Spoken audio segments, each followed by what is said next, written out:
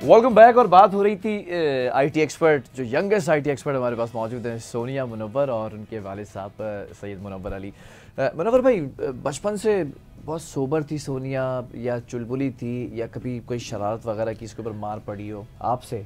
हाँ नहीं, दरअसल मैंने कभी अपने बच्चों को मारा नहीं। अरे वाह। कभी नहीं मारा।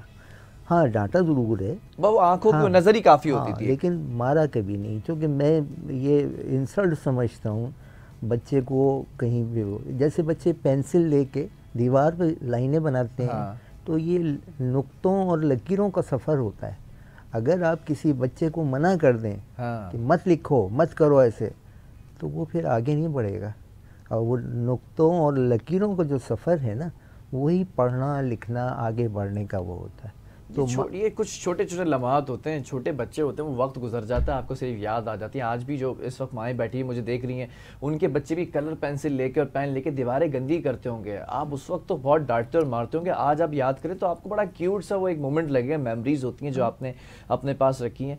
करना आपने ये है कि अगर आप देखेंगे बच्चा, हर बच्चा करता है ना, लाइंस बना रहा है, चीज़ें बना रहा है, आप उसको एक नोटबुक दें और आप उसको कलर पेंसिल्स ला के दें, आप उसको जो है वो जो दूसरे कलर्स होते हैं, पेंटिंग्स होती है, वो ला के दें, वो उसके ऊपर कुछ ना कुछ बनाएगा। ये भी एक एक्स्ट्रा करिकुलर एक्टिविटी है जिससे उसका दिमाग चलना तेज़ होता है। आप उसको डांटे नहीं, रोके नहीं, मारे नहीं, उसका रास्ता तब्दील करने काम वही करने दें उसको। तो शरारती थी ये? जी, इस हिसाब से थी, लिखने नहीं पढ़ने का, ये दीवारों पे काम करने का। ये एक इनका ख़ास शौक़ है, वो जो आज भी है, वो ये है कि जितने भी गली में और महल्ले में बिल्लियां हैं जो ज़ख्मी हैं, उनको रेस्क्यू करती हैं, भूखी हैं, उनको खाना खिलाना, उनको पालना, किसी की ज़ख्म है उसको बाकायदा पट्टी कराना, डॉक्टर को बुलाना। एक डॉक्टर है जो आते ही रहते हैं।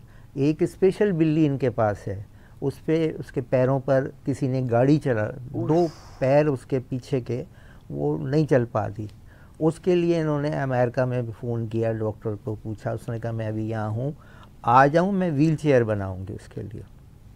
तो ऐसा ये बहुत काम। मैंने इनको कहा कि इसको टीवी पे ले आओ, इसको शो, नहीं अबू जी, फिर लोग जो है ना वो पीछे लग जाते हैं, और वो जो अपना काम है वो भी हमें ही करना पड़ता है।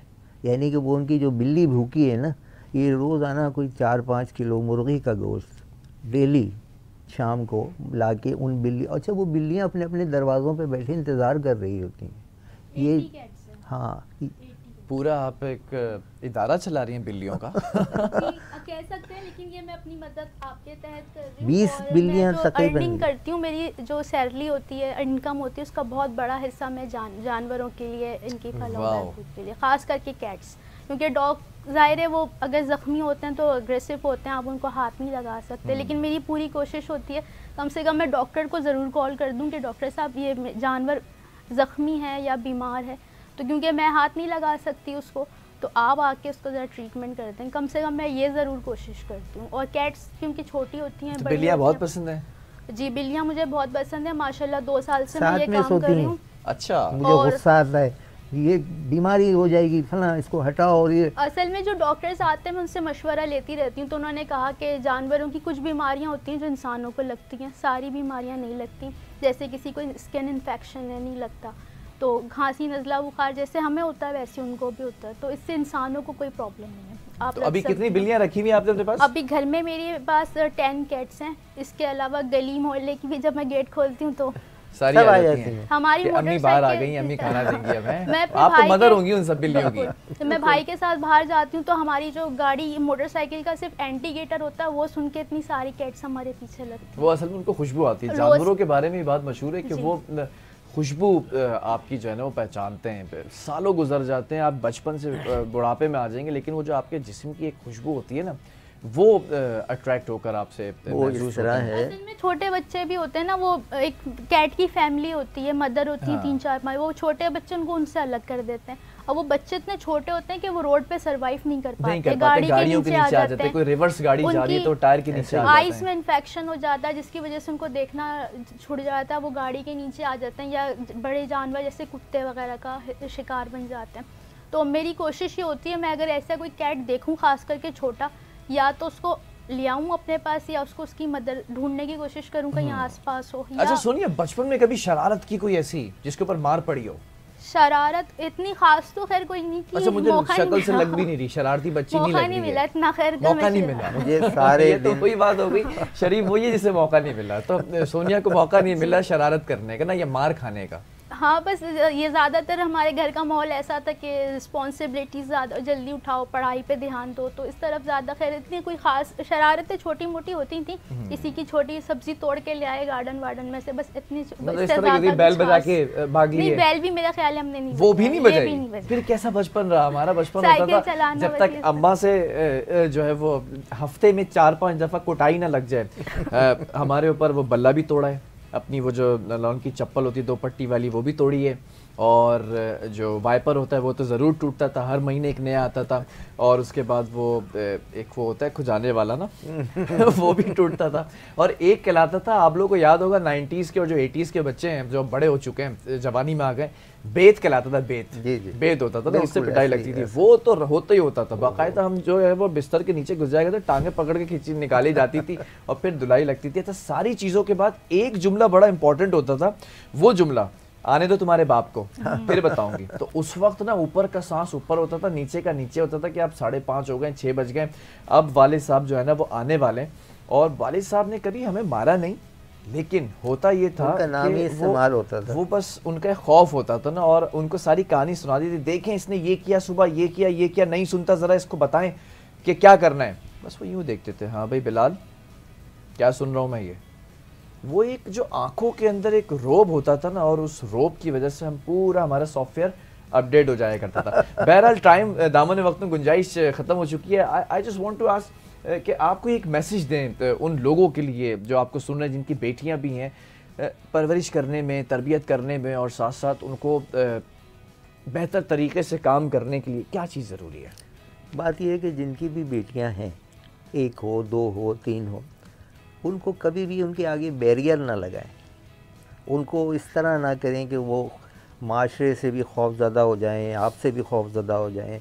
उनको पढ़ने दें, उनको लिखने दें, लेकिन हर बुराई और अच्छाई के बारे में उनको ज़रूर मोटिवेट करें, उनको ज़रूर बताएं कि देखें ऐसे है तो ऐसे है हो जाएगा, और ऐसा है तो ऐसा। और आप अपनी इज़्ज़त नंबर 1, इज़्ज़त है तो सब कुछ है, तो अपनी इज़्ज़त का बहुत ख्याल रखें। अगर कहीं कोई प्रॉब्लम है तो अपनी वालदा या वालिद से शेयर करें, भाई से शेयर करें। छुपाएं नहीं, डरें नहीं, इसलिए कि आप डरेंगी, छुपाएंगी तो वो जो मामला है वो मज़ीद बढ़ेगा, वो आगे आएगा। वो आपके दोस्त हैं, माँ बाप आपके, वो आपको पूरी तरह तहफ़्फ़ुज़ करेंगे। आप उनको बताएं कि देखें ये मामलात हैं, और कोशिश करें कि आप वो जगह छोड़ दें। अगर ऐसे ही मामलात हैं कि वो जॉब का मसला है, या वो कहीं और जॉब कर लें, कहीं ना कहीं जॉब ज़रूर मिलेगी, और आप जो है वो अपनी रोटी रोज़ी जो है उसको बिल्कुल कायम और दायम रखें। जो आपके नसीब में है इज़्ज़त का मामला, वो आपको तो मिलता रहेगा। ठीक है, सुनिए आप क्या कहना चाहेंगी जो आईटी एक्सपर्ट्स बनना चाहते हैं, आईटी की फील्ड के अंदर नाम कमाना चाहते हैं, और जो लड़कियां ख़ास तौर पर अपने घरों से निकलकर अपना नाम बनाना चाहती हैं, उनको किन चीज़ों का ख्याल रखना चाहिए? अभी मैं कल मेरे पास एक कॉल आई थी, वो मुझसे पूछ रहे थे कि ऐसा हम क्या करें कि घर बैठे अर्निंग हो जाए। हाँ। तो मैंने उनको मशवरा दिया कि सबसे पहले तो आप अपनी एजुकेशन कंप्लीट करें, उसके बाद आप इस तरफ फोकस करें, क्योंकि बहुत सारे लोग होते हैं उनको बेसिक नॉलेज नहीं होती, ना आईटी के बारे में, ना ही सोशल मीडिया के बारे में। बस वो शौक़ के तौर पे किसी को देखी आगे आने की कोशिश करते हैं, लेकिन क्योंकि मालूमात नहीं होती तो वो या तो गलत रास्ते पे चले जाते हैं, या वो उस चीज़ का मिसयूज़ करने लग जाते हैं।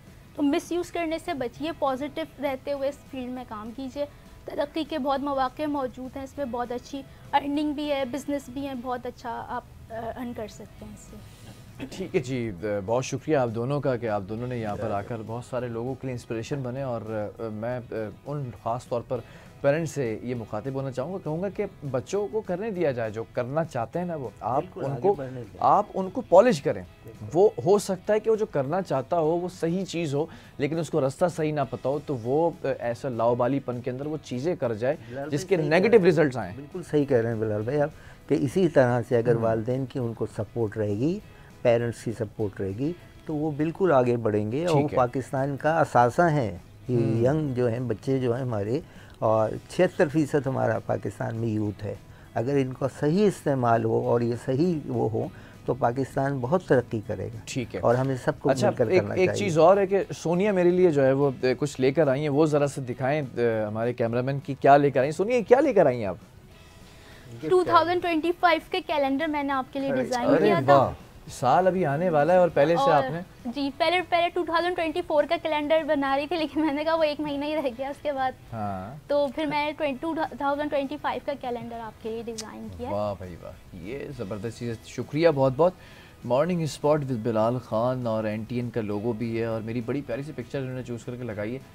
सो नाइस ऑफ यू, शुक्रिया बहुत बहुत आपका। और इसी के साथ प्रोग्राम का वक्त भी ख़त्म हो गया। कल से ही कैलेंडर मैं अपने पास रखूँगा और ये कैलेंडर मुझे बताएगा कि हर आने वाला दिन अच्छा दिन होगा। और अपने आप का आप अपना बहुत सारा ख्याल रखें। और ख़ास तौर पर एक चीज़ और मैं कहूँ कि जो बिछड़े हुए हैं ना, तो उनको मिलाने की कोशिश करें, जो रूठे हुए हैं उनको मनाने की कोशिश करें, चीज़ें बहुत आसान हो जाएंगी। अल्लाह हाफ़िज़।